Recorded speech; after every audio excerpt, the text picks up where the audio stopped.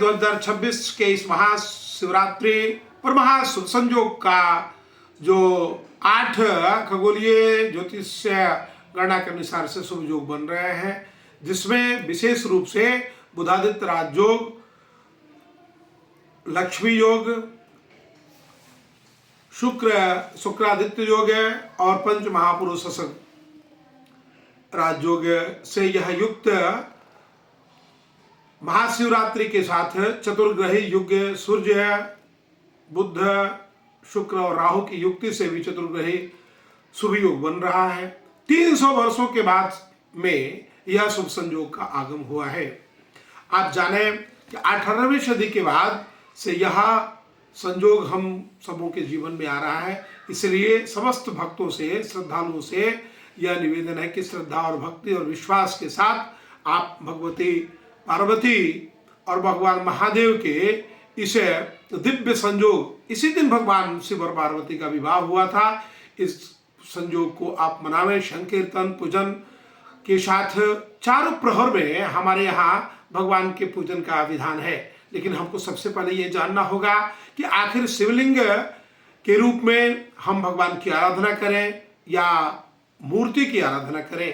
तो इसी दिन महाशिवरात्रि के दिन ही ज्योतिर्मय 12 ज्योतिर्लिंग के रूप में भगवान शिव का प्राकट्य हुआ था। स्वराष्ट्रे सोमनाथम च श्रीशल्य मल्लिकार्जुनम उज्जैन्याम महाकालम मोहकालमेश्वरम प्रलयाम वैद्यनाथम चूडाकिन्याम भीमशंकरम सेतुबंधु तु रामेशम नागेशम तारुकावने वाराणस्याम तो विश्वेशम त्र्यंबकम गौतमी तटे हिमालये तो केदारम कृष्णमेशम शिवालये एतानि ज्योतिर्लिंगानि सायं प्रातः पठे नरः सप्त जन्म कृतम पापम स्मरणे न विनश्यते।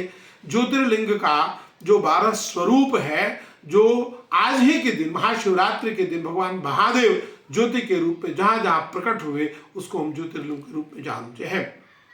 जनवरी का आधिपत्य भगवान सोमनाथ करते हैं और संपूर्ण कालों को जो अपने बस में रखते हैं, जो महाकाल है वह भगवान उज्जैन स्वराष्ट्र सोमनाथम चौशल्य मल्लिकार्जुनम उज्जैन्याम महाकालम, वह मार्च के अधिपति हैं। इसलिए यदि किसी को काल से, मृत्यु से भय हो तो महाकाल की आराधना करें। इसीलिए आज जो भक्त लिंग रूप में भगवान की आराधना करते हैं, उनके जीवन में अकाल मृत्यु, रोग, कष्ट, विपत्ति तो दूर होती ही होती है।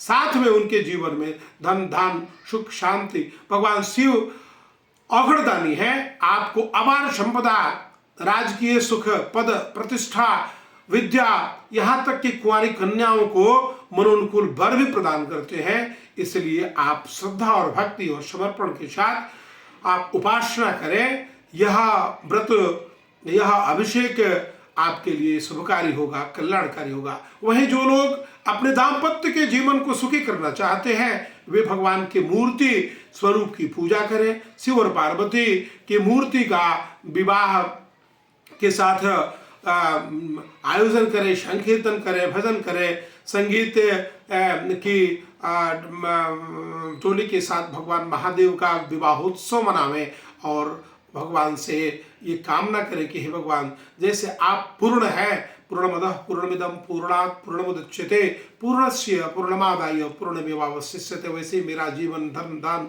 सुख, शांति, समृद्धि, कीर्ति, यश लाभ से परिपूर्ण हो।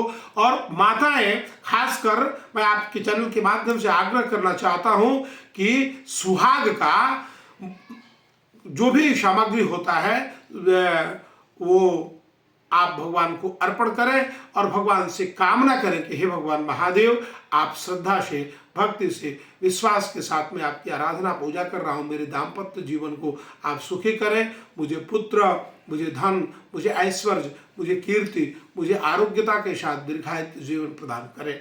वैसे विशेष रूप से लोग शिवरात्रि के दिन महोत्सव मनाते हैं।